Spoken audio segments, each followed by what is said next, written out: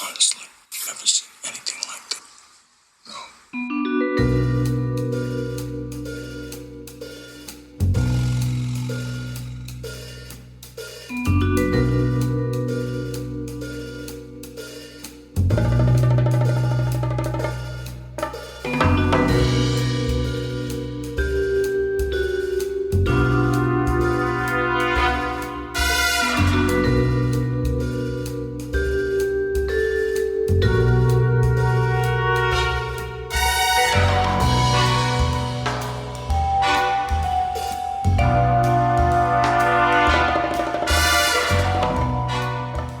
Welcome to episode 33 of the Horror Double Bill, the podcast where each week we pair two movies to create something far greater than the sum of their parts.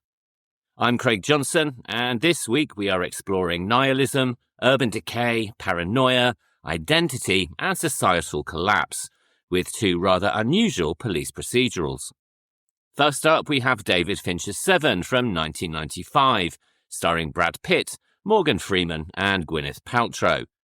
Then we head across to Tokyo for our first Japanese movie of the series, with Cure from 1997, directed by Kiyoshi Kurosawa. This stars Kōji Yakusho, Anna Nakagawa, and Masato Hagiwara. Along the way, we'll be exploring the early careers of writer Andrew Kevin Walker, directors David Fincher and Kiyoshi Kurosawa, and much, much more.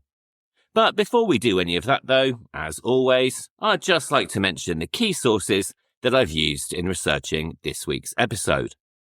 So, when discussing Se7en, I have referred to the book Se7en by Richard Dyer, which is published as part of the BFI Films Classic series, the director's commentary on the movie, which is available on the Warner Blu Ray release, and interviews with Andrew Kevin Walker, David Fincher, Brad Pitt, and Morgan Freeman, that can be found on the websites letterboxd.com, theguardian.com, andrewkevinwalker.com, the7en.com, and the latimes.com. And when discussing Cure, I have referred to the book Cure, written by Dominic Lash, which again is published by the BFI Film Classics series, interviews and special features on the Blu-ray Masters of Cinema release from Eureka Entertainment, the book, The Films of Kiyoshi Kurosawa, Master of Fear, by Jerry White, and interviews with Kiyoshi Kurosawa on the websites slashfilm.com, dvdtalk.com, fangoria.com, and limitarevista.com. And for both movies, I have also referred to multiple interviews with the cast and directors that can be found on YouTube, all of which will be listed and linked in the show notes.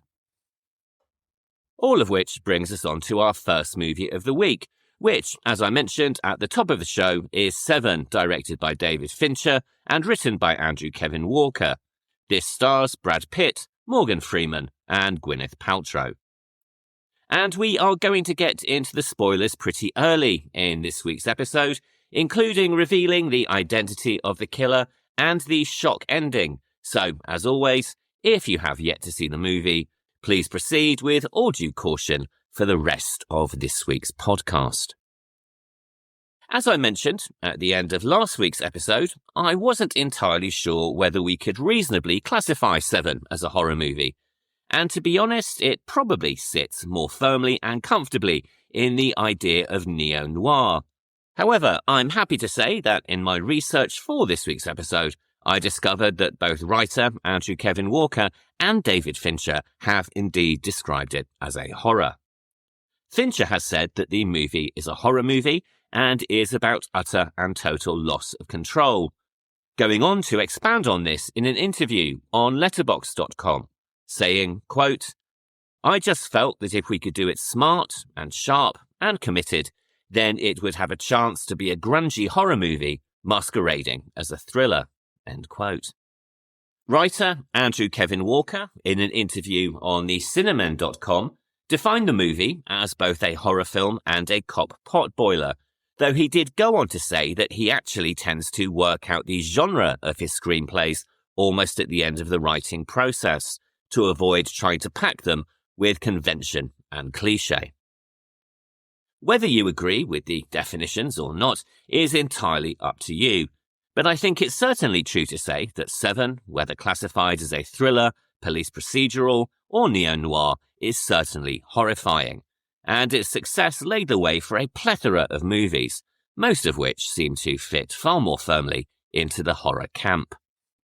These include 1999's Resurrection, starring Christopher Lambert, Robert Joy, and, surprisingly, David Cronenberg, 2007's W Delta Z, starring Melissa George, Tom Hardy, and Stellan Skarsgård, Untraceable from 2008, starring Diane Lane and Colin Hanks, and of course Saw from 2004, written by Leigh Whannell and directed by James Wan.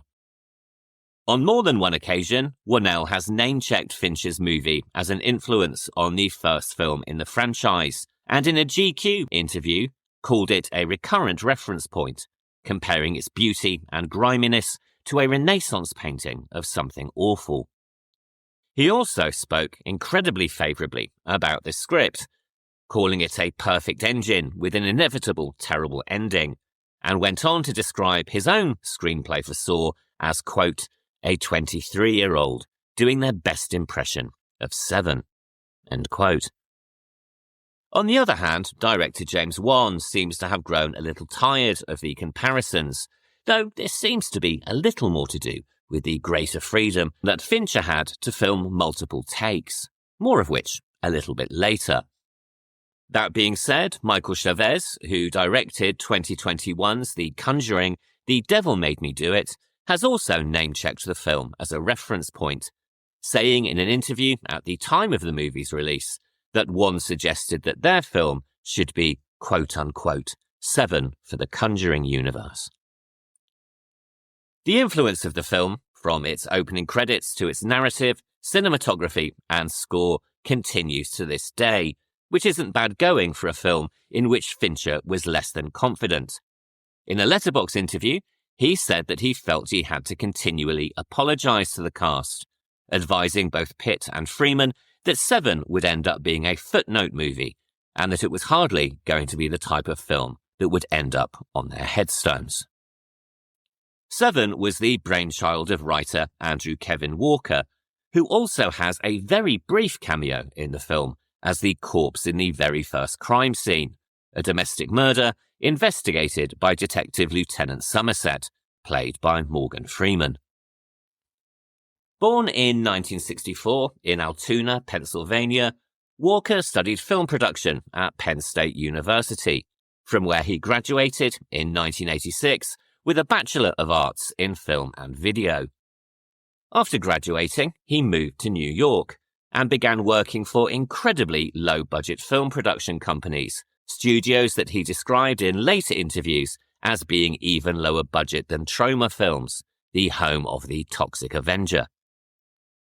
During this period, he also wrote his first New York screenplay, a film called Brain Scam, which centered around a VHS tape that induces hypnotic suggestion.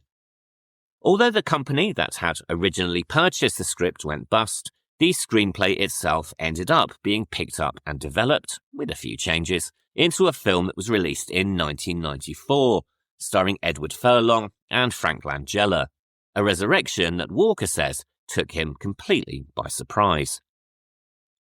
But, as you can imagine, working for a low-budget film studio as a production assistant didn't exactly pay the bills.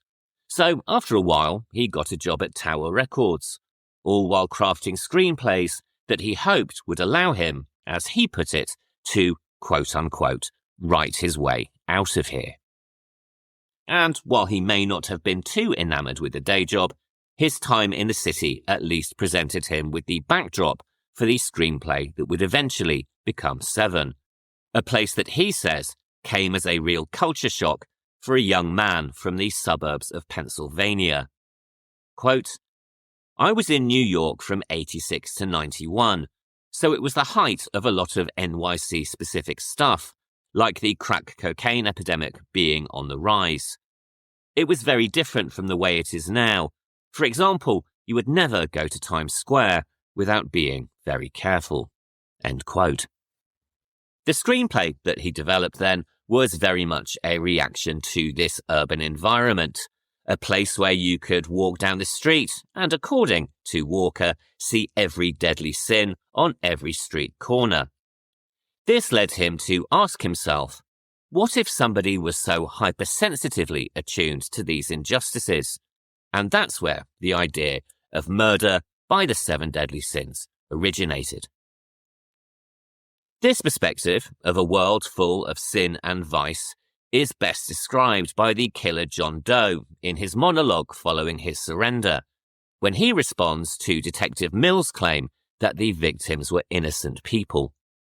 Quote, "An obese man, a disgusting man who could barely stand up. A man who, if you saw him on the street, you'd point him out to your friends so that they could join you in mocking him. A man who, if you saw him while you were eating, you wouldn't be able to finish your meal. And after him, I picked the lawyer, a man who dedicated his life to making money by lying with every breath he could muster to keep murderers and rapists on the street. A woman so ugly on the inside that she couldn't bear to go on living if she couldn't be beautiful on the outside. A drug dealer, a drug-dealing pederast, actually. And let's not forget the disease-spreading whore." End quote. Savage stuff indeed, and a monologue which highlights not only the killer's worldview and motivations, but also, to some extent, the hypocrisy of modern society.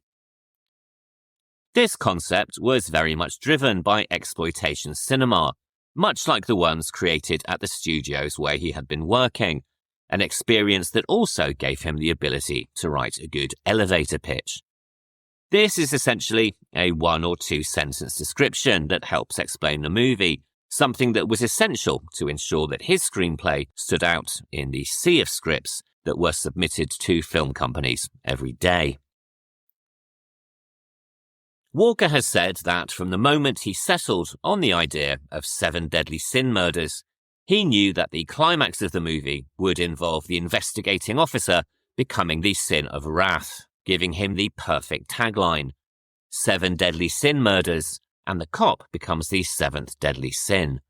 Or something like that, anyway. The film takes place in an unnamed city, a place with no defined geographic location that could be New York, could be LA, or indeed could be pretty much any city in the United States. As Walker likes to joke, it could even be your town. The narrative centers around 2 detectives, Somerset, played by Morgan Freeman, who is approaching retirement and who has clearly been burned out by years of working on the force, and Mills, played by Brad Pitt, an enthusiastic, idealistic, and rather temperamental younger detective who has been reassigned to the city, at his own request, from a much quieter and safer location. So far, so predictable, with the mismatched cop trope being a staple of cinema for decades. Possibly the earliest example of this trope can be found in Akira Kurosawa's 1949 movie Stray Dog. This features a rookie younger detective partnered with a more seasoned veteran, and with its 2 contrasting characters with different motivations, is seen as a precursor to the many, many, many films that followed. Other examples include 1967's multi-Oscar winning In the Heat of the Night. This stars Sidney Poitier and Rod Steiger investigating murder and racial prejudice in small-town Mississippi. On a far less serious note, though, we also have James Caan and Alan Arkin in 1974's Freebie and the Bean, 1987's Lethal Weapon, starring Mel Gibson and Danny Glover, Stakeout, starring Richard Dreyfuss and Emilio Estevez, which was also released in 1987, Rush Hour from 1998, starring Jackie Chan and Chris Tucker, and 1989's Tango and Cash, starring Kurt Russell and Sylvester Stallone. With such a plethora of films coming out in quick succession in the mid-1980s, and some of these were of very questionable quality, by this point the trope had become less of a trope and more of a cliché.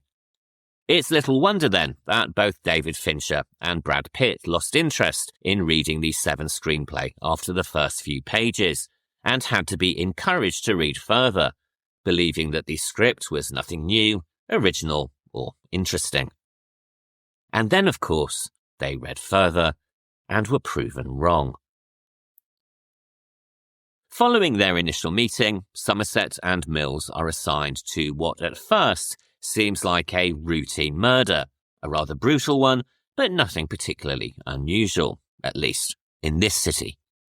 Someone had a problem with the fat guy and decided to torture him, says the chief of police, going on to describe the crime itself as being simple.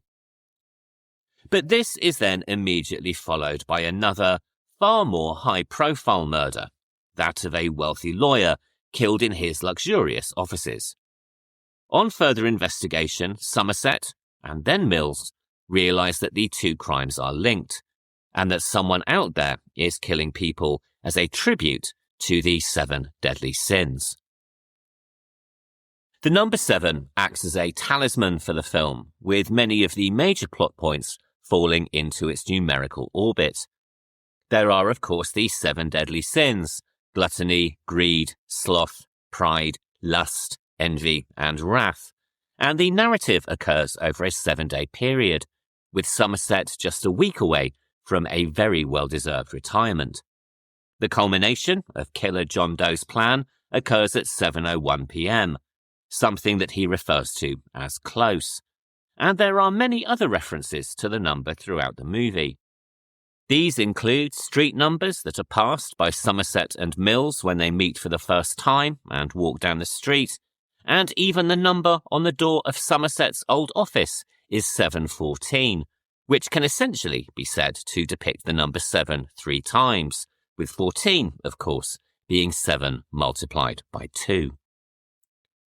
There have been many articles and essays written about the significance of the number, but for Walker, it was about trying to portray a certain symmetry in the movie. And strangely enough, this symmetry extended beyond the structure of the film and into the real world, with the movie ranking as the 7th highest grossing film of the year on its release in 1995. At first, Somerset wants to keep his distance from the case, though he is intrigued enough by the puzzle to spend a night doing research in the public library, a beautifully photographed sequence in which he seems almost adrift in a sea of green lamps, all accompanied by the composition of Johann Sebastian Bach. This scene gives us a clue to Somerset's character, a man who is intrigued by detail and who cannot resist the cerebral nature of the killer's puzzle. And indeed, once he had come up with the central conceit of the film, Walker himself began an extensive period of research, something that he says was similar to the way in which Somerset researches in the public library, though he has also admitted that in reality he is probably closer to Mills in terms of his reliance on cliff notes. This research included many of the references that are found by Somerset in the library. First of all, we have St. Thomas Aquinas, who was not only canonized as a saint, but was also a theologian and a philosopher. Aquinas' philosophy was that reason and faith are not contradictory pathways to truth, but are instead complementary, and he also provided a systematic and extensive analysis of the 7 deadly sins, assessing the nature of the sin itself, and also the additional sins to which each one gives birth, calling the secondary sins, quote-unquote, daughters. Walker also researched Geoffrey Chaucer's Canterbury Tales, which were written at the end of the 14th century, and was particularly inspired by the Parson's Tale, in which the character of the parson delivers a lengthy sermon on the nature of sin, defining each one, and suggesting specific remedies for each. And perhaps most importantly, there is also Dante's Purgatorio, which forms the second part of the 14th century poem The Divine Comedy, written by Dante Alighieri. Following on from the first part, Inferno, in which Dante, guided by the Roman poet Virgil, explores the 9 circles of hell, Purgatorio tells of a climb up the mountain of Purgatory, a mountain which is divided into 3 sections. The bottom section, which commentators have named Ante-Purgatory, is for the excommunicated and the late repentant, while the second section, importantly for this film, consists of 7 terraces that represent suffering and spiritual growth, each of which is associated with one of the 7 deadly sins. The third section is earthly paradise, or the Garden of Eden, the state of innocence that existed before Adam and Eve's fall from grace. It is from here that we get the idea that John Doe is working his way up the sins to achieve a state of innocence, though in Dante's work these sins are in a rather different order than in the final movie, beginning with pride and then moving through envy, wrath, sloth, avarice or greed, gluttony, and then finally lust. But although these sins are not in exactly the same order, the metaphor becomes pretty clear, or at least it does to Somerset, and this metaphor is also captured in the note found behind the refrigerator in the gluttony victim's residence. Quote, "Long is the way, and hard, that out of hell leads up to the light." End quote. This is a quotation from Milton's Paradise Lost, an epic poem relating to the biblical fall of man, and there are many other literary references too. For example, Eli Gould, the defense attorney, bleeds to death after cutting off a pound of his own flesh, a direct reference to Shakespeare's The Merchant of Venice, in which the moneylender Shylock demands a pound of flesh as payment for a debt. And this is something that we'll be discussing in more depth next week, but more on that at the end of the show. John Doe, then, is certainly well read, but not only this, he is also a writer, as we see when Mills and Somerset find his apartment midway through the film and discover the many journals he has written and constructed detailing his fanaticism. And this is not the first time that we get to see these books. The opening credits depict their creation, a sequence which, according to Fincher, depicts not only the killer's fetishization, but also anticipates how brutal and nasty things are going to get. This title sequence was highly unusual for the time, and came about very much through Fincher's desire to push against convention.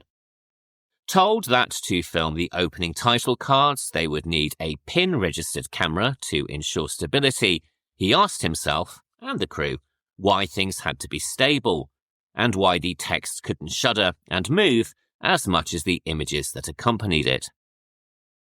Given that this technique has, as Brad Pitt has mentioned, subsequently appeared in about 8 million different adverts and 17 films, it's hard to remember how groundbreaking it was at the time, but groundbreaking it most certainly was. I remember seeing the film at the cinema when it was first released, and immediately being disorientated by what was being presented, demonstrating the result that Fincher was ultimately looking for, an audience thrown up balance, and watching something that, in his own words, was a little bit fucked up. And, incidentally, the decision to accompany this juddering text with a montage of John Doe making his books was suggested by one of the crew, who pointed out that as it had cost $15,000 to make them, and as they were so beautiful, it would be a shame to limit them just to the one scene in John Doe's apartment. Although Somerset is initially more than reluctant to get involved in the case, all of this changes when he is invited for dinner by Mill's wife, Tracy, played by Gwyneth Paltrow. In the Blu Ray commentary, Morgan Freeman suggests that this is the pivotal moment of the film, not just in terms of the investigation, but also in Somerset's relationship with Mills. The two detectives are brought together because of her. Tracy effectively humanizes Mills, shifting him in Somerset's perception away from the annoying know-it-all cop who crassly declares we have a murder in the city mortuary. Rather ironically, given what is to come later, Tracy has given up her former life as a teacher in what we can assume is a quieter and safer location, and moved to the nameless city to support her husband's ambitions and also his idealism. This idealism is underpinned by her nickname for him of Serpico, the title of a novel and an Al Pacino movie from 1973 about a good cop fighting against corruption in the NYPD. This is perhaps less of a nickname and more of an epithet, attributing a characteristic to Mills at the start of the film and setting him up as both an idealist and also somewhat anti-establishment. Following dinner with Tracy, the two detectives discover a break in the case of the murdered lawyer, bringing Somerset fully into the investigation, and from then on, the hunt for the killer continues. There are, of course, more murders, including the Pride and, notoriously, the Lust murder, which is described by Walker himself as heinous. And then, surprisingly, John Doe turns himself in, covered in blood that we later realise is Tracy's, given that he has only just murdered her to represent the sin of envy. The capture of John Doe, with about 15 minutes left of the film, is what most intrigued David Fincher, and is the thing which, brutality of the murders aside, set the screenplay apart from the usual buddy cop thriller, which normally climaxes, of course, with the killer's capture. Fincher has recalled being taken aback, flicking through the script, and wondering what could possibly happen in the next 20 pages when the screenplay had already given what would traditionally be the climax. The answer, of course, is plenty, with a downbeat and brutal ending that was criticised by many at the time for being too harsh.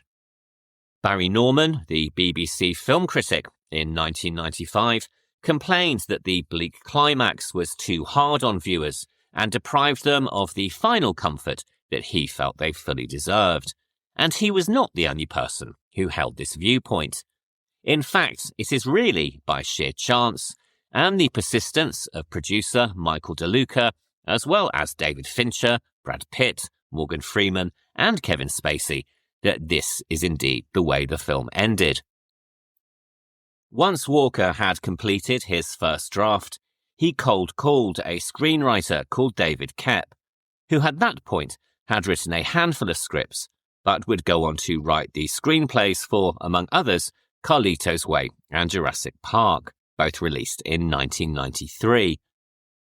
Proving the adage that a rising tide lifts all ships, Koepp not only took the call, but also read Walker's screenplay, suggested some tweaks, and then sent it across to his agent. From here, it was optioned for director Jeremiah Chechik, a Canadian best known at the time for National Lampoon's Christmas Vacation, which is about as far removed from the screenplay for Seven as you can possibly get.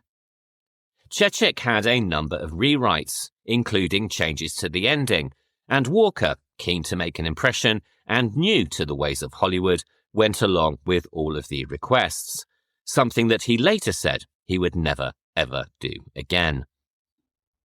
In the Chechik version, there is certainly no head in a box at the ending, and other changes were so extensive that the writer has said he thanks God that this version of the film was never made, as it would have led to a very different career path for him afterwards. When the option period ran out, the screenplay found its way to New Line Cinema, who sent it out to directors' agents, one of whom represented David Fincher. However, a very fortunate error meant that the draft Fincher received was the first one, head in a box ending and all, and this was something that he was greatly impressed by. When Fincher started discussing the screenplay with New Line Cinema, they realised their error and sent the Chechik version, which Fincher didn't like at all, and insisted that he would only direct the film if they went back to the original draft and the original downbeat ending. It's hardly surprising, then, that Walker credits Fincher's input and decision with both saving the movie and also changing the trajectory of his subsequent career. Not that it was all plain sailing from here. Studio executives were still incredibly nervous about the climax all the way through the filming and even into post-production, suggesting alternatives that, in hindsight, seem ridiculous in the extreme. At one point, it was even suggested that the box should contain the severed head of one of Mills's dogs, which, given the popularity of websites like doesthedogdie.com, probably would have caused more outrage than the final filmed outcome. At this stage, I would normally give a full biography and filmography of the director that I'm discussing, but I suspect it's probably a given that everybody listening to this podcast knows who David Fincher is, and also the majority, if not all, of his movies. Also, this week, I am trying, and I suspect failing rather miserably, to keep this episode at a more comfortable length, and given the nature of Fincher's career, to even attempt a full biography and filmography would make last week's marathon episode feel like a TikTok video. Suffice to say, he is probably one of, if not the most, highly regarded and influential directors of his generation, with a career spanning over 35 years and with 12 feature films under his belt, as well as several TV shows, including the greatly missed Mindhunter. But that being said, I will at least discuss the beginning of his career here, up to the making and release of Se7en, which changed the trajectory of his filmmaking life as much as it did Walker's. David Fincher was born in 1962 in Denver, Colorado, though his family moved to California when he was 2 years old. His mother was a mental health nurse who worked in drug addiction programs, and his father was an author who also worked as a reporter and bureau chief for Life magazine. Like many of the filmmakers we have discussed in this series, he became fascinated with cinema at a very early age and began making films on an 8mm camera when he was just 8 years old. He reflected on this in a 2012 interview, saying, quote, "I saw a documentary on the making of Butch Cassidy and the Sundance Kid. It had never occurred to me that movies didn't take place in real time. I knew that they were fake, I knew that the people were acting, but it had never occurred to me that it could take 4 months to make a movie.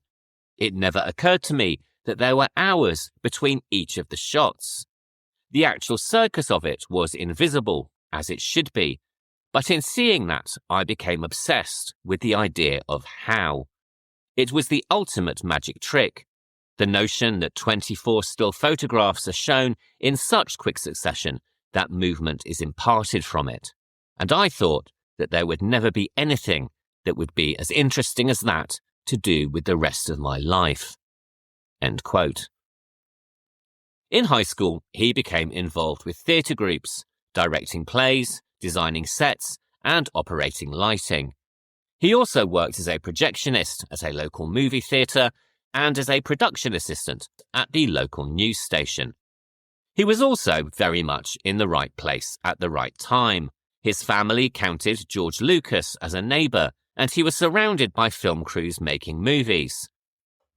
Because he was surrounded by the film industry, he made the decision to not attend film school, saying later, rather self-deprecatingly, that the only film school he was interested in, because he wasn't very bright, was USC, and there, every film that you made, USC ended up owning.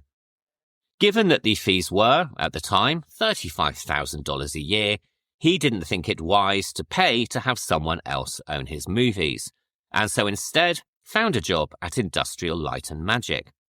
He worked at ILM for 3 years, including on George Lucas's Return of the Jedi, joking that he made the tanks that tried to kill the Ewoks, and that this was his personal contribution to cinema. From here, he started making music videos, something that allowed him to hone his craft. During this time, he made videos for artists including George Michael, Michael Jackson, Billy Idol, Aerosmith, 9 Inch Nails, and Madonna, saying in later interviews that MTV, rest in peace, was the only film school that he really needed. And I have to say, if you want to get a sense of a man growing in his artistry, even if you're not a fan of Madonna, I highly recommend watching the Fincher-directed videos for her songs Oh Father and Bad Girl, the latter of which contains a transition that is quite honestly truly spectacular. He founded the company Propaganda Films, made commercials and more music videos, and then was given the opportunity to direct his first feature, saying, quote, "I'd been doing commercials and videos for 8 or 10 years before anybody gave me a shot at making a movie. And I wish they hadn't." End quote. This movie was Alien 3, an experience that he has described as a baptism by fire, made worse by his rather naive assumption that everyone involved in the film industry wants to make the movie as good as they possibly can. By all accounts, it was a thoroughly miserable experience for him, working on it for 2 years, being fired off it 3 times, and having to fight for every single decision. There are plenty of articles online detailing his experience making Alien 3, so I'm not going to go into it here. But before I move on, I will let him have the final word on the subject, saying that, at the time, quote, "No one hated it more than me, and to this day, no one hates it more than me." End quote. Following this, he went back to music videos and commercials, always figuring that there were plenty of people who had made a worse film than him, understatement of the year, and so thought that he would at least get one more shot. And this is when his agent sent him the script for Se7en. Once he read the screenplay, he met with New Line executive Michael DeLuca, who we discussed last week, and the two had a conversation that Fincher has recounted as follows.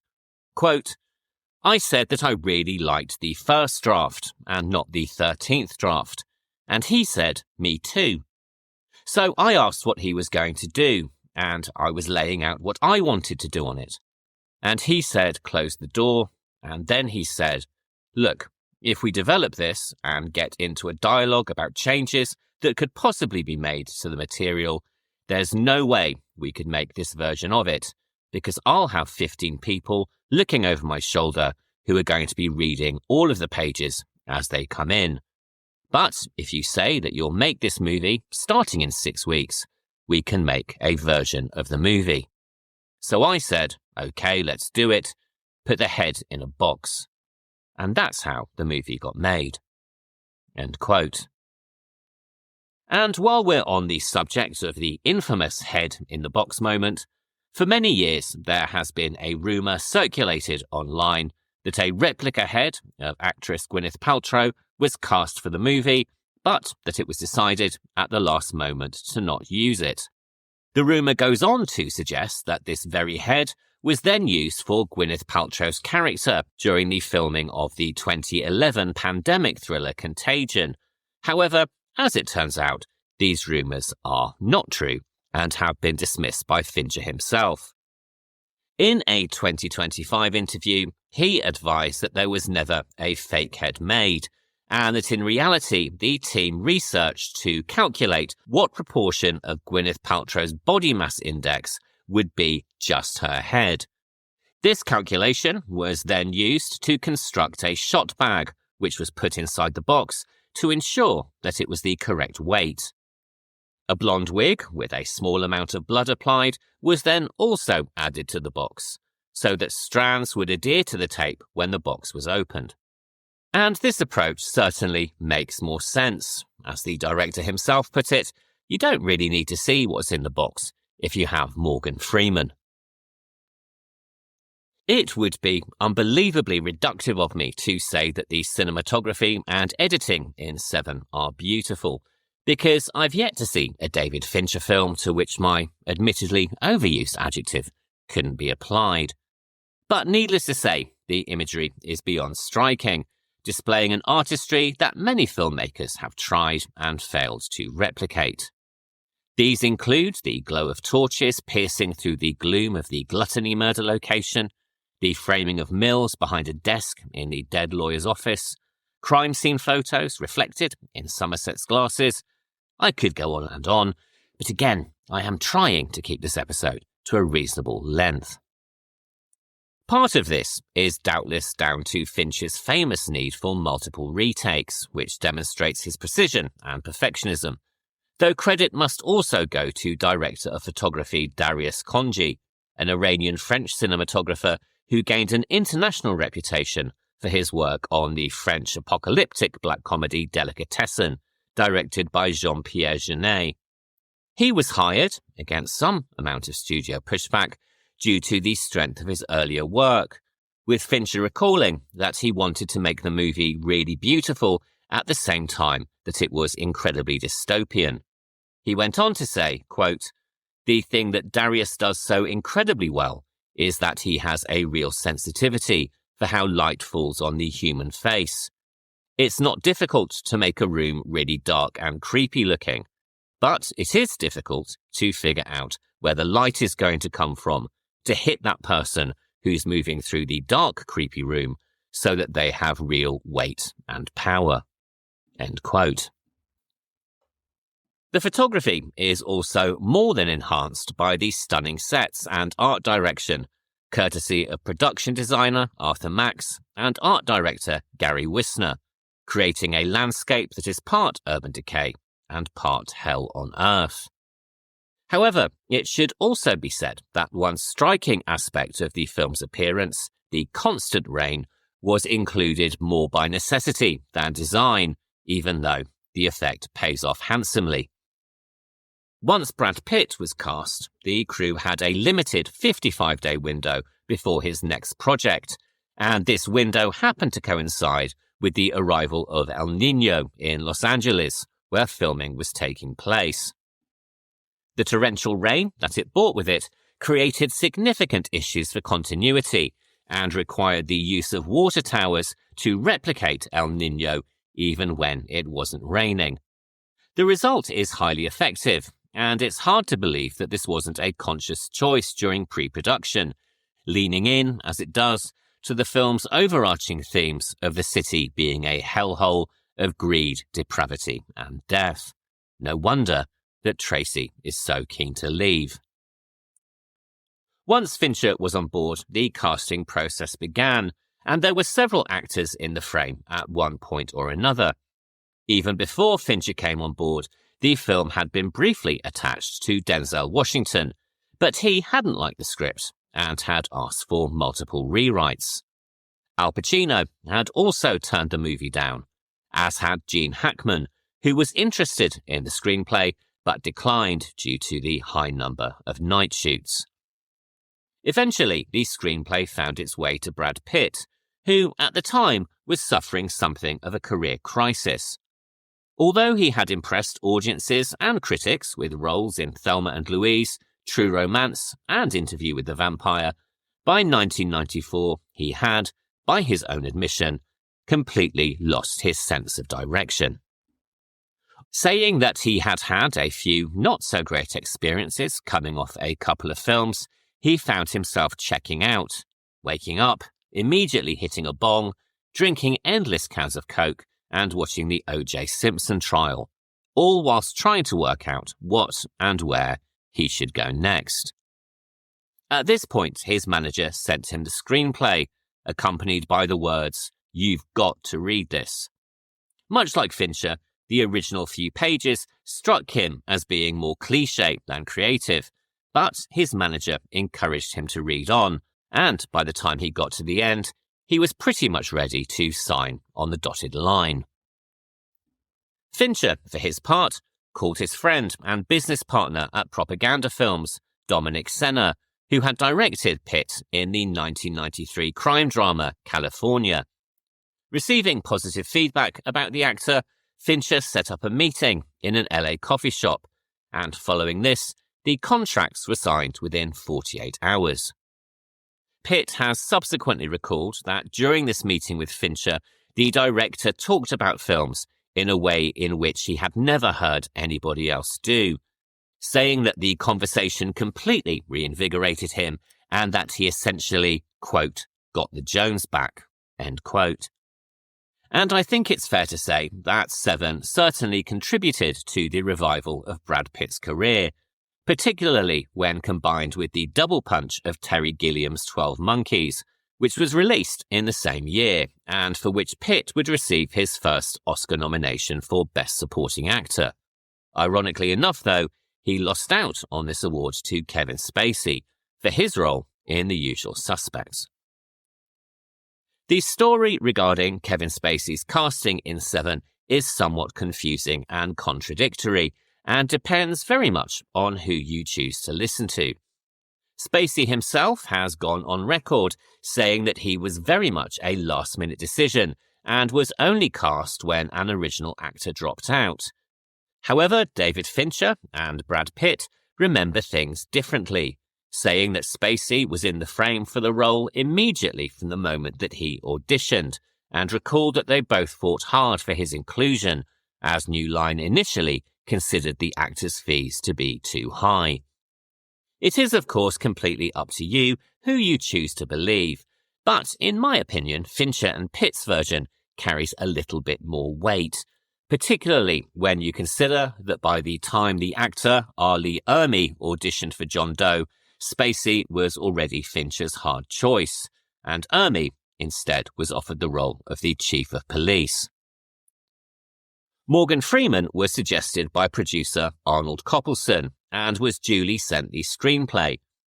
Much like his co-star and director, following his read-through, he was ready to sign on, mainly because the character, according to the actor, was already fully there on the page. All that was missing was the manner in which the character would be filmed. He also appreciated the film's approach to violence, in that it depicted the aftermath rather than the crimes themselves, as well as the fact that Somerset, as the narrator, is the film's central driving force. This gave him what he called a fabulously powerful character to play, and with this in mind, signing up for him was pretty much a no-brainer. Finally, we have Gwyneth Paltrow, who at the time was not exactly a household name. This movie would mark her 7th feature film appearance, that is, if we don't count 3 TV movies, which we're not going to, because then we'd lose all sense of symmetry. As a lesser-known actress, she went through the standard casting process and was selected on the strength of her auditions and screen tests. Given her current status as the queen of all things goop, it's often hard to recall how talented she is, but I'd challenge anybody to watch the coffee shop discussion between she and Morgan Freeman and not be completely blown away by the sheer believability and vulnerability of her performance. On reflection, it's rather hard to imagine what the casting of Pitt, Freeman, Paltrow and Spacey would have cost even 2 years later. So to get all 4 for a horror thriller made on a budget of $33 million, modest by Hollywood standards, was really quite the coup, particularly when the film became a sleeper hit and earned its budget back tenfold, taking in over $327 million gross on its 1995 release. Not that anyone was particularly expecting that level of success. Test screenings were notoriously negative. In fact, Fincher has described them as disastrous, which is more a testament to the fallibility of movie marketing departments than it is to the film itself. Audiences had been drawn in by flyers, which name-checked Legends of the Fall and Driving Miss Daisy, and so were doubtless expecting something a little bit lighter compared to the bleak and soul-crushing experience that was projected on the screen. Many walked out following the Luss murder, and those who remained were simply appalled by the ending.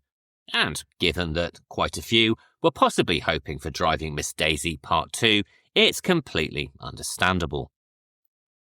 But despite raking in scores so low that Fincher's ability to complete the project was called into question by more than one person, he still had the support of Michael De Luca, who signed off on the final costs that were necessary to complete the filming.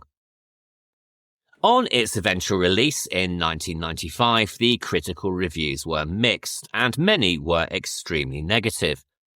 We've already mentioned British film critic Barry Norman, and others were in agreement, with the gore being called excessive and gratuitous. There were also accusations that it took itself too seriously, while simultaneously lacking the intelligence of a film like The Silence of the Lambs, which is frankly laughable from my perspective. Whilst Freeman, Paltrow and Spacey were singled out for praise, Pitt's performance drew more than its fair share of criticism, with some suggesting that the part was underwritten, but also beyond his acting abilities, which is an oxymoron if ever I've heard one. Others, though, were far kinder, but even then the overall opinion was very much split down the middle. The same was also true of the critics' opinions on Fincher, with some extremely impressed by his style and craftsmanship, and others believing that he mistook darkness for profundity and that his style felt stretched when considered over the movie's entire runtime. Perhaps the most extreme comment came from Michael Medved of the New York Post, who claimed that the film was evil, causing Fincher to comment, quote, "I'm sure he slows down when he passes an accident like everybody else. Death fascinates people, but they don't deal with it." End quote. Given the nature of the film itself, it's probably not really surprising that it proved highly divisive, and to be honest, this is possibly no bad thing. As Oscar Wilde once said, quote, "I pity the book on which critics are agreed. It must be a very obvious and shallow production." End quote. I suspect that many people already know what happened to David Fincher, Brad Pitt, Morgan Freeman, and Gwyneth Paltrow following the film's release. So this week, I am just going to close this section by speaking about Andrew Kevin Walker. A few months before the release of Se7en, for which he earned a BAFTA nomination, his adaptation of the Dean Koontz novel Hideaway also hit theatres, though this was not a huge success. Se7en was followed in 1999 with 8mm, though Walker left the project due to multiple change requests from Joel Schumacher. He has gone on to say that he has still never seen the movie, and jokes that perhaps he will finally watch it when he is on his deathbed. Happily, though, in the same year as 8mm, the film version of his screenplay for Sleepy Hollow, which was directed by Tim Burton, was released to much greater success. He also worked on uncredited rewrites for The Game, Event Horizon, Fight Club, and Stir of Echoes, and developed several scripts that seem to have remained in pre-production limbo, including 2 more for David Fincher, a remake of the 1970s occult thriller The Reincarnation of Peter Proud, and also the screenplay for The Girl Who Played with Fire. He followed this with the screenplay for the 2010 Benicio del Toro remake of The Wolfman, and also wrote a 2016 animated movie featuring Paul Rudd, which was called Nerdland. More recently, his screenplay adaptation of a French graphic novel, The Killer, was also directed by David Fincher and was released on Netflix in 2023. All of which brings us on to our second film of the week, which is Cure from 1997 and director Kiyoshi Kurosawa.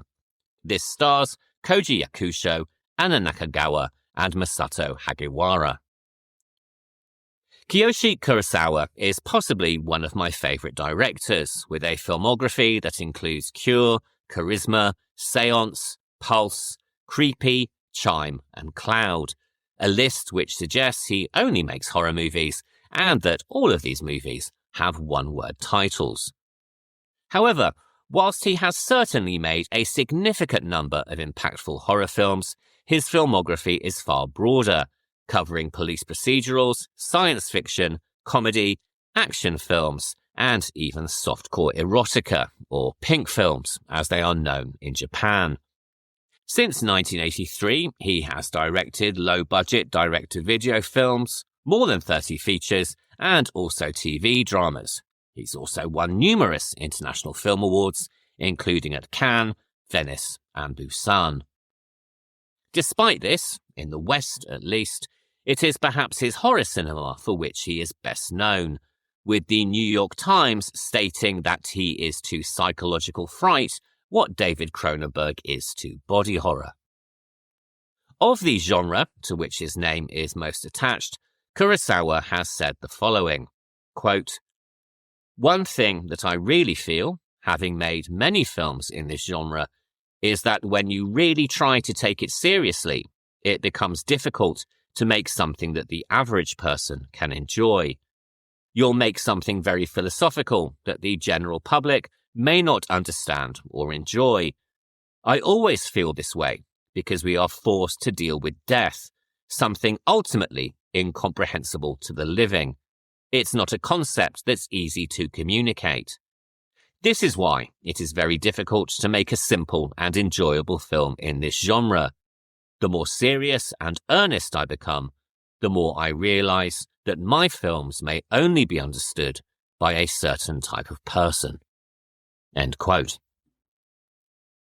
All this being said, though, and in stark contrast to Fincher describing Se7en as a horror film, Kurosawa says that Cure is not a horror movie, even if it is commonly categorized as one.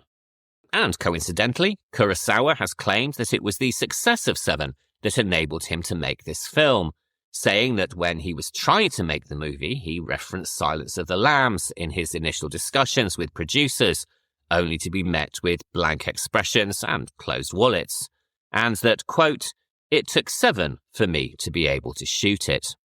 End quote. Kiyoshi Kurosawa was born in Kobe, Japan in 1955, and had an interest in film from a very early age. But at the time he finished school, film programs and film schools in Japan were virtually non-existent. Up to the 1970s, major film companies had operated apprenticeship schemes to train would-be filmmakers, but all of these schemes came to an end in the mid-1970s as the industry went into sharp decline. With no educational opportunities to follow his passion, when it came time to go to university, he opted to study sociology at Rikyo University in Tokyo. On hearing this, it would be easy to assume that Kurosawa's films are informed by sociology. However, he says this is not the case. He has been quoted as saying that he pretty much forgot about the subject once his degree was completed. He has also said that reading horror films as a reflection of contemporary societal fears might be fashionable and might make horror palatable. The most important thing to him is to scare people. And that's possibly the first time I've been called fashionable in the last 30 years. Although there was no film program as such at Rikyo University, whilst there he did have the opportunity to take classes with a man often named as one of the greatest film theorists in the world, and this was a man called Shigehiko Hasumi. Here he was introduced to the work of directors including Don Siegel, Sam Peckinpah, Jean-Luc Godard, and Jean Cassavetes, and according to Kurosawa, this entire experience changed his life. Quote, "What he taught me was how to watch films, how to perceive them, not how to make them. How to make them is very much self-taught. The core of what he taught me is that films just aren't about entertainment, but they are so vital and exciting that they are worth spending your whole life exploring and examining." End quote. As well as the directors just mentioned, in his 1992 book, The Charisma of the Image, Kurosawa has also cited several directors as being an influence on his work.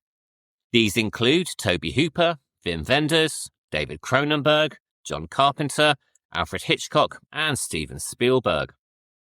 He has also expressed an admiration for the early films of Italian director Mario Bava, and also the 1955 French thriller Les Diaboliques, which was directed by Henri-Georges Clouzot, and which he homages in Cure with the appearance of a red dress in the dry cleaners.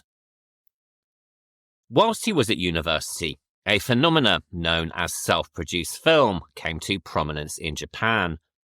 These were 8mm self-produced films made by people with their own time, money and ideas, and by the late 1970s a significant number had been made by young would-be directors. And of course Kurosawa was no exception to this, making self-produced films and essentially training himself in the art of filmmaking. These films were mostly shorts, initially, and included the self-explanatory Violent Teacher, Great Massacre in Broad Daylight, and in 1976, A Record of an Uncertain Trip, and the rather Andy Warhol-esque sounding Traffic Signal Blinking Again. Eventually, he went on to self-produce a much longer film, which lasted for roughly an hour, called Vertigo College, a Yakuza comedy that was selected for the Pia Film Festival, or PFF. This was a showcase for the work of young directors, and as such it became something of a magnet for young cinephiles. The success of Vertigo College at this festival led to his first professional filmmaking job, working as an assistant director to Shinji Samai on the Yakuza comedy film Sailor Suit and Machine Gun, which went on to become the biggest Japanese movie of 1981. From here, Kurosawa moved into an area that, at the time, acted as a training ground for many Japanese filmmakers, pink films. These were essentially softcore erotica that were filmed against a set of industry-dictated standards, a short running length, low budget, tight turnaround, and, of course, lots of sex scenes. And as long as those rules were adhered to, directors could pretty much do whatever they wanted. His first pink movie was called Nakagawa Wars, which he followed with a film titled The Excitement of the Do-Re-Mi Fa Girl, though started with a far more simple title of College Girl Shameful Summer. This was produced by a studio called Nikkatsu Films, who, it must be said, were less than happy with the final version that Kurosawa submitted, which by all accounts was rather light on the sex and much heavier on philosophy and experimental filmmaking techniques. Nikkatsu Films refused to release it, so Kurosawa, with the help of director Shinji Samai, bought the film from the studio, shot some additional sequences, re-edited it, and released it under the longer and, let's be honest, Julie Andrews sounding title. I've seen neither of these pink movies, so can't say much more about them, but fortuitously, at this stage, he moved on from pink films and into the world of horror, though his next film would not be without its controversies, most of which occurred behind the camera. This film was 1989's Sweet Home, a haunted house movie produced by Huzo Itami, the most commercially successful director in Japanese cinema at the time. It has long been rumoured that Itami should hold the true directing credit, and Kurosawa himself has said that he had very little control over the film, and that while he was credited as director, it was Itami who held the real power on set. Incidentally, this movie has been cited as the main influence on the video game series Resident Evil, and therefore an influence on the entire survival horror video game genre, and there are several videos on YouTube that describe how it came about, and I'll link these in the show notes. Producer Itami's power over the film manifested itself in his decision to re-edit and reshoot parts of Sweet Home for the home video market, something that he did without Kurosawa's consent. As a result, in an unprecedented move for the film industry of the time, Kurosawa sued Itami and his production company, leading to a very public legal battle that he not only lost, but which effectively led to his being blacklisted from the Japanese film industry for several years. Unable to secure funding for mainstream theatrical releases, he was effectively forced into a 3-year hiatus, during which time he made direct-to-video movies, known as V-cinema, and also taught film. He has referred to this period as, quote, a time I was considered kind of a dangerous character within the studio system, kind of persona non grata that couldn't be relied on to deliver what they wanted. At the same time, there were young people and critics who supported my idiosyncratic approach to filmmaking and who really supported my work. At this point, it's hard to say whether it was a good experience or a bad experience, but the way I like to think of myself is that I somehow bridge the distance between a creative filmmaker and a craftsperson who can deliver a commercial film. I like to think of myself as somewhere in between the two." End quote. And this idiosyncratic approach can certainly be seen in his 1992 low-budget slasher, The Guard from Underground, which started to mark the beginning of a comeback. The Guard from Underground, which at the time of recording is currently available on Shudder, is a strangely compelling corporate satire slasher hybrid with an energy and creativity that, in my opinion, is far superior to many better-known slasher movies. It's extremely strange and at points rather nonsensical, but within it you can certainly see the traces of the artist that Kurosawa would become. Featuring a truly eye-watering kill sequence about halfway through, it's definitely worth a watch, and I say that as somebody who's really not the biggest fan of the slasher genre, though I guess this is way more off-kilter than most. On its release, it proved very popular, and was chosen as the 10th best film at the 1993 Japan Film Professional Awards. As well as the 1992 release of The Guard from Underground, in the same year Kurosawa was invited to attend the Sundance Institute Screenwriters Lab in the US. This invite and associated bursary was extended following the submission of his own original screenplay, Charisma, a film that he would eventually make in 1999. He has described this period as a special and precious time, one which exposed him to the international film community, but which also showed him the difference between Japanese and American filmmaking. Regardless of the differences, though, many of his films, Cure included, do take some inspiration from American genre cinema, which is probably no surprise given the earlier list of his influences. Returning to Japan, he continued to make V films, including Suit Yourself or Shoot Yourself, parts 1 to 5, The Revenge, parts 1 and 2, and a return to horror with Door 3, the third entry in a series of films that have very little in common other than the fact that they involve, surprise surprise, doors. The first, released in 1988, tells of a girl menaced by a door-to-door salesman. The second, released in 1991, concerns a high-class sex worker and is possibly far heavier on the sex than it is the horror. The third, Kurosawa's own entry, follows an insurance saleswoman stalked by a mysterious client and was released in 1996. Working in V cinema taught him an efficient filmmaking style, and also, as digital filmmaking had yet to emerge, the importance of saving precious film stock.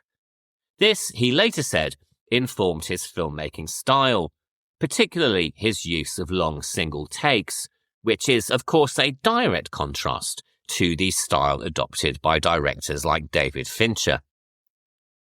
And then, in 1997, he would release the film that, while not a financial success at the time, has subsequently been lauded as one of the greatest Japanese horror films of all time. And this, of course, is Cure. And now we are getting into the spoilers, and I'm going to talk about the ending of the film, so all of my usual warnings apply from here on in. Cure tells the story of a detective, Kenichi Takabe, played by frequent collaborator Kōji Yakusho. Takabe is investigating a series of unexplained murders, all committed by different and seemingly unconnected people, all of whom, we are told, admit intent, but then say afterwards that they were stunned. Each victim has the symbol of the letter X carved into their throats, linking the corpses, if not the murderers. While the police psychiatrist suggests that most crimes have no meaning and that these killings just happened, Takabe is not convinced. From here we go into the investigation, a journey that takes several unusual turns and moves away from the standard police procedural and into very, very different territory. It transpires that each of the killers do indeed have a connection. They have each interacted, albeit briefly, with a mysterious figure who we learn is possibly called Mamiya, who is played by the charismatic actor Masato Hagiwara. Mamiya is an amnesiac, or at least he claims to be, and more than that, appears to be gifted in hypnosis.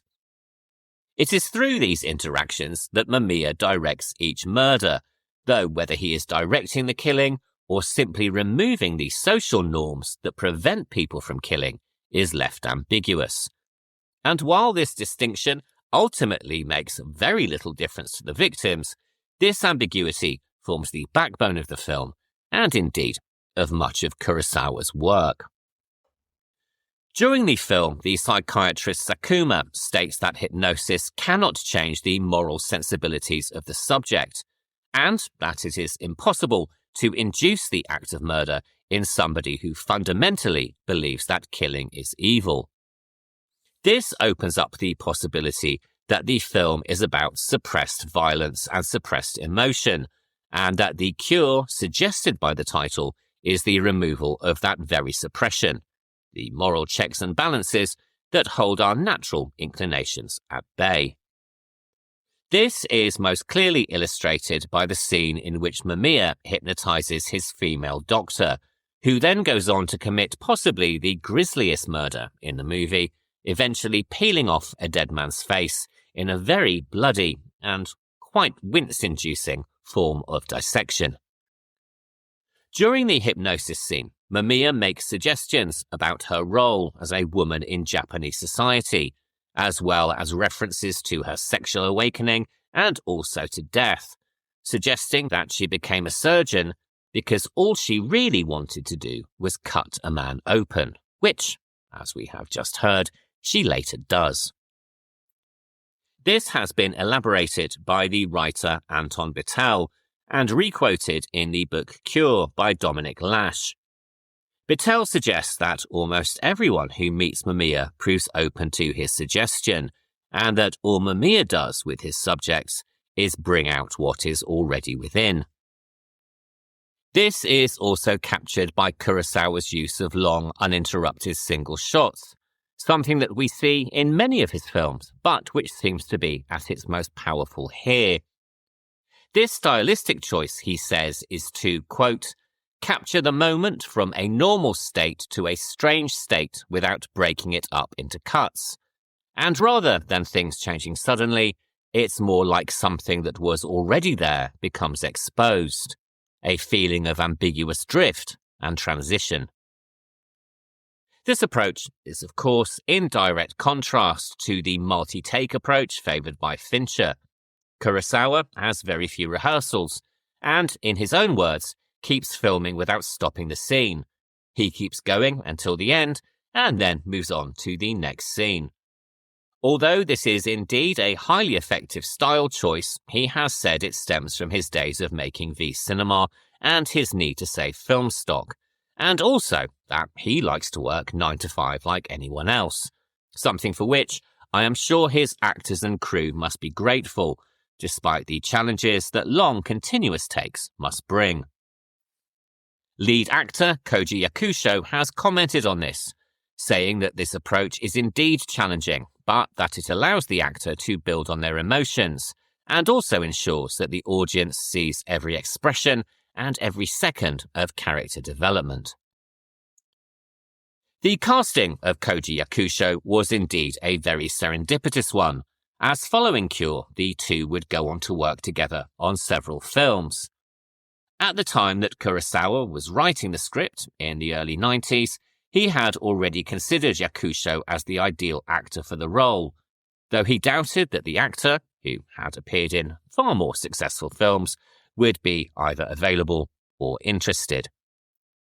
It was only when the two were introduced by fellow director Masayuki So that the opportunity presented itself. Even then, Kurosawa was surprised when the actor accepted the part, something that he described as a dream come true.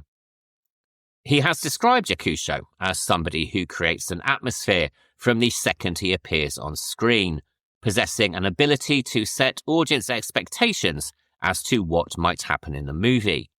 At the same time, he says, Yakusho also presents, in what would appear to be the only adjective to describe Kurosawa's work, a sense of great ambiguity. Interestingly, for his part, Yakusho himself had long been an admirer of the director's work and had never believed that he would be offered the opportunity to work with him. As I mentioned, following this, the two would continue to work together on many films, including Pulse, Retribution, Doppelganger, Charisma, and Seance. The long takes and minimal cuts also do far more than we have already discussed. They are also responsible for creating a sense of dread in the viewer, as in the moment we first see Mamiya on the beach, heralded by a dark cloud crossing the sand. They also provide the film's most shocking moments, shocking because they are neither signposted nor accompanied by a conventional score. A body flies through a window to land on the ground. A calm exterior of a police station becomes the scene of a shooting at point-blank range, both events presented in a matter-of-fact documentary style and becoming all the more shocking because of it. The same can also be said of the scene where we find the doctor placidly dissecting a man on the floor of a public bathroom.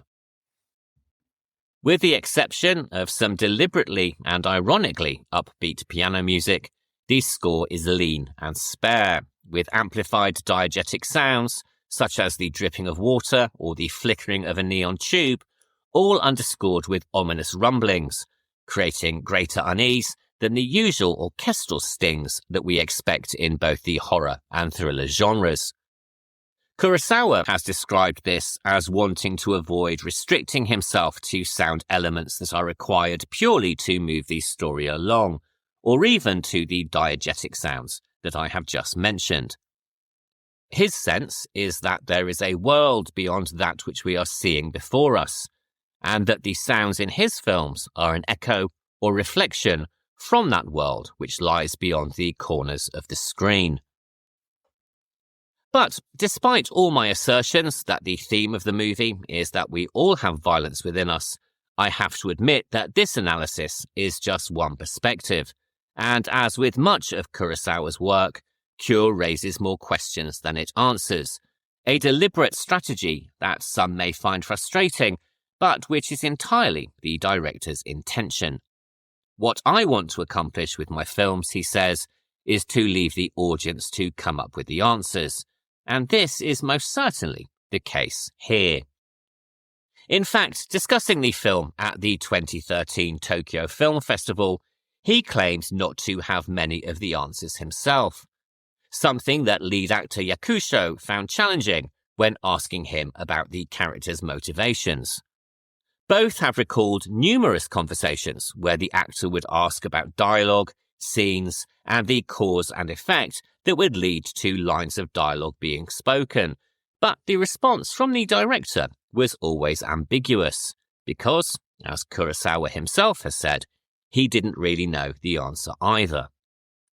This is not, though, just a willful desire to be obtuse, but is instead a worldview, and also goes some way to outlining his perspective on the role of the director, saying, quote, "I never intentionally make ambiguous that which should be clear. Certainly, my understanding of film is that the story is an element of the film, but it's very much about portraying a reality, a world that exists beyond the screen. I think you would have to agree that our encounters with reality can sometimes be clear and unambiguous, but more often they are confoundingly complex, and the meaning of events that unfold before us can often elude comprehension forever. So, when I make my films, I am not the all-seeing, omniscient God explaining to the audience what has happened and why. You should just think of my movies as a string of scenes of pondering what I would do and how I would face the events unfolding before my eyes. The reality that I find incomprehensible and confounding, I present exactly to you how I encounter it myself. That's the approach that I take to movie making. The reality with which he confronts us in Cure would seem, in part at least, to stem from an interest in real-life murder cases, where killers who have committed atrocities have passed by undetected. In an interview for the Masters of Cinema Blu Ray release of the film from Eureka Entertainment, he expands on this further, saying, quote, "A long time ago, I was watching news coverage of a murderer on television when he was caught for his crime, and the murderer's neighbours were interviewed, and they were showing on television as well. He was just a normal person. He was a nice man. Why did he commit such a crime?" They all said things like that. And the news commentator was saying that under the guise of an ordinary, normal person, a dangerous murderer had been hiding in the neighbourhood. That's how he explained it. When I saw that on television, I thought maybe that wasn't the case. Maybe he wasn't this dangerous murderer in the beginning, who had been pretending to be a normal person. Rather, he was a nice, normal person to begin with, but something triggered him, and he committed murder. I thought that might be a more accurate interpretation. So, being skeptical of the coverage was a major inspiration for making this movie."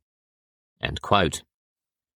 The title of the film was originally to be Evangelist. However, this was changed following the 1995 sarin gas attack on the Tokyo Underground, and a concern that the title was far too close to the religious fervour of the terrorist group responsible. The title Cure was suggested by a producer at the production company, which, given the themes of the film, I have to say feels more appropriate, and also spins the narrative into intriguing, if somewhat oblique directions. Although Kurosawa has said that he borrowed genre styles and conventions from American cinema, particularly the conversations between Hannibal Lecter and Clarice Starling in The Silence of the Lambs, the film is more than just a procedural crime investigation.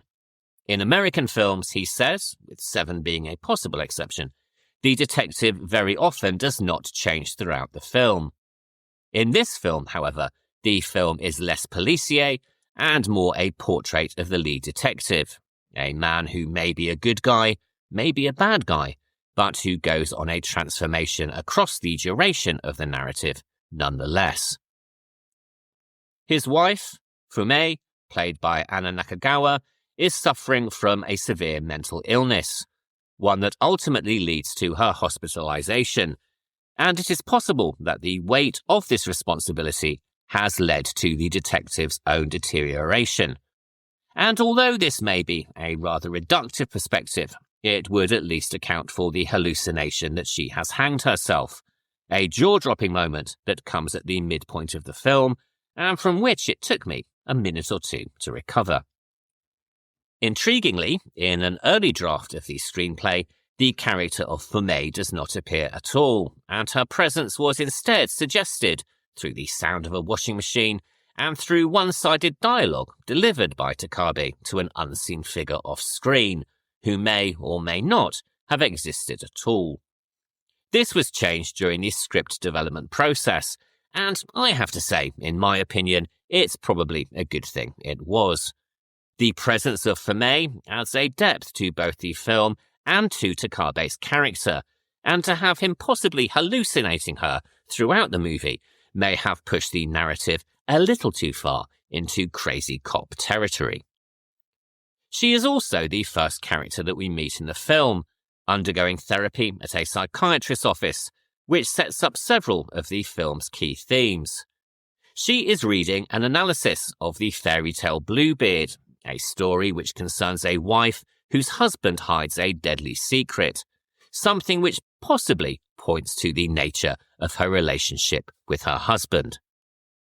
The idea of secret identities and hidden knowledge that leads to death is fundamental to the film, as is the sudden trembling that occurs, shaking the table and the items upon it.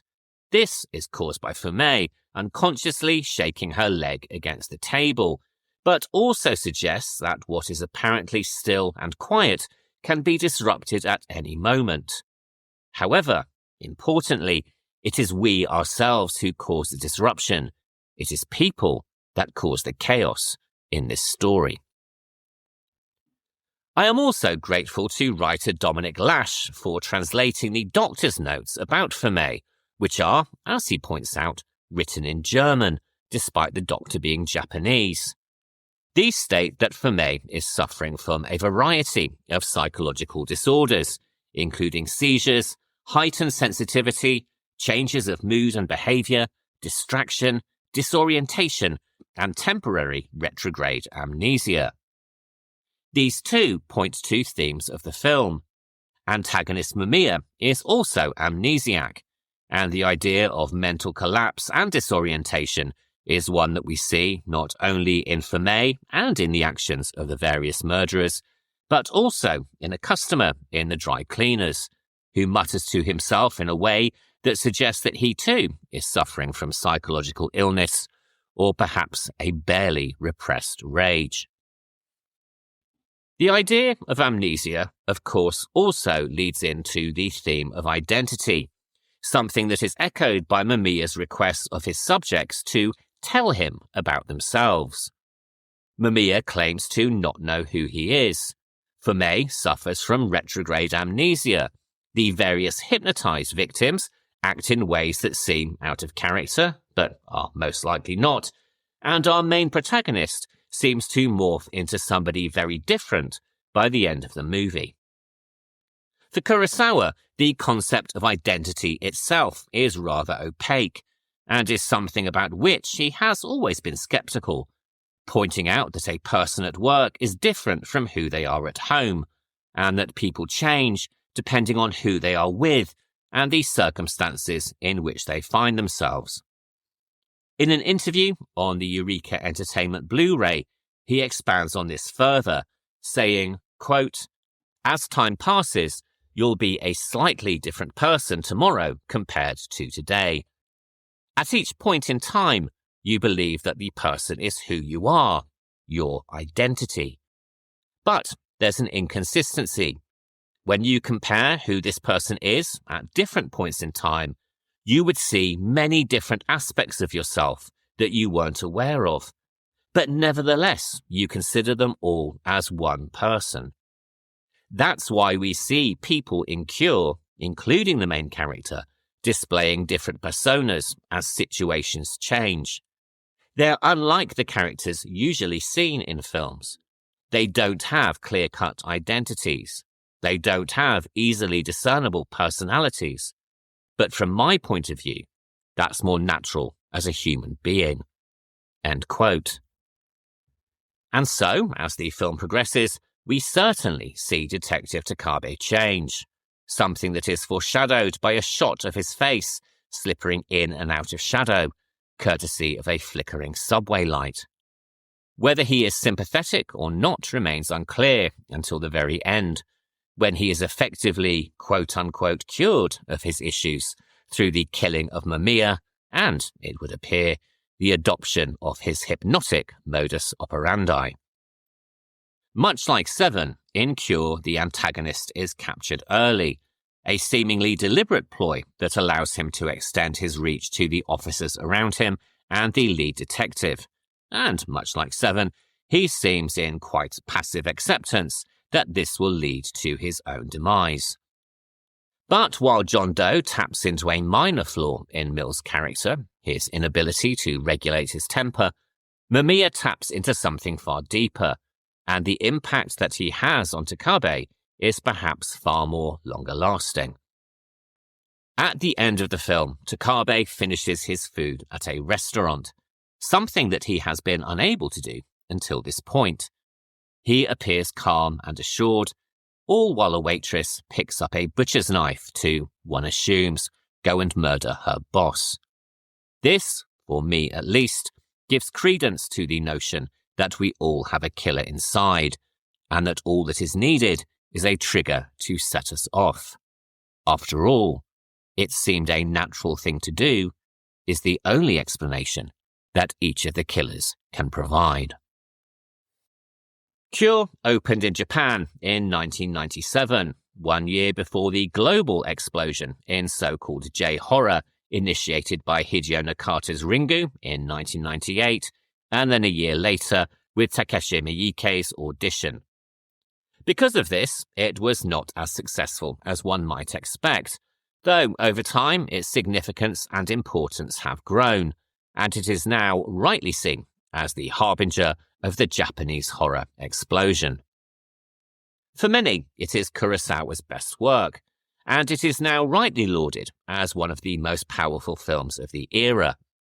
Ari Aster, the director of Hereditary and Midsommar, has argued that Cure could be described as the greatest movie ever made, while Martin Scorsese has called it the director's most terrifying film, going on to say, quote, "It is not for the faint of heart, but be brave, because it's worth it. Kurosawa is a major filmmaker." End quote. And indeed, as a major filmmaker, Kurosawa has gone on to direct across a wide range of genre since the release of this movie, and remains remarkably prolific, having directed more than 25 films in the following years, not to mention shorts, TV series, and videos. We will be covering many more of his movies over the coming year, so stand by for further excessive use of the words ambiguous, beautiful, and deeply disturbing. Se7en and Cure, on the surface, are both police procedurals, but both play with the conventions and tropes of the genre to confound audience expectations and create worlds in which anything can, and indeed does, happen. But thematically and stylistically, the two films are polar opposites. The first uses multiple takes, fast editing, and a combination of frenetic and fluid camera work to disturb and disorientate the viewer, while the second uses long single shots and stillness to build a sense of increasing dread. In Se7en, ever-present violence is on the surface, seen on the streets every day, in a world that, for all intents and purposes, seems like a hell on earth, birthing a killer who wishes to punish the guilty to make his own way to heaven. In Cure, in my opinion at least, the calm surface masks suppressed rage and violence, with an antagonist who seeks to liberate the guilty by allowing them to give way to their hidden desires. Put together, both films present a view of the world that is losing its sanity and descending into violence, just at different rates and with different execution. And while they may not be as directly connected in the way that some of the films in this series have been, in their opposing styles and thematic concerns, they are highly complementary, even if you may need a lie down in a dark room for a while after watching them. All of which brings me to the end of this week's episode, which, despite my best efforts, I really think isn't that much shorter than last week's. I do promise, though, to try to do better moving forward. As always, if you've enjoyed this episode, please remember to rate, review, and subscribe wherever you listen to podcasts. It really helps with the algorithm and therefore helps introduce the show to new listeners. You can also write to the show at thehorrordouble@gmail.com, and remember you can follow us on Instagram at thehorrordouble. So, after all of the chaos of the last 2 weeks, next week we're going to have a nice, quiet, relaxing trip to the theatre, though relaxing is probably pushing it a little bit too far. First up, we have Theatre of Blood from 1973, directed by Douglas Hickox and starring Vincent Price, Diana Rigg, Ian Hendry, and a whole cast of great British character actors. Then we're following this with a trip back to Italy with Stage Fright from 1987, directed by Michele Soave and starring Barbara Capisti, David Brandon, and Giovanni Lombardo Radice. And if you want to watch along and are in the UK, Theatre of Blood is currently available on Amazon Prime Video and Apple TV, while Stage Fright is currently available on Amazon Prime. So, I'll be back next Sunday for the discussion, and until then, thank you once again for listening, and have a really great week. Goodbye.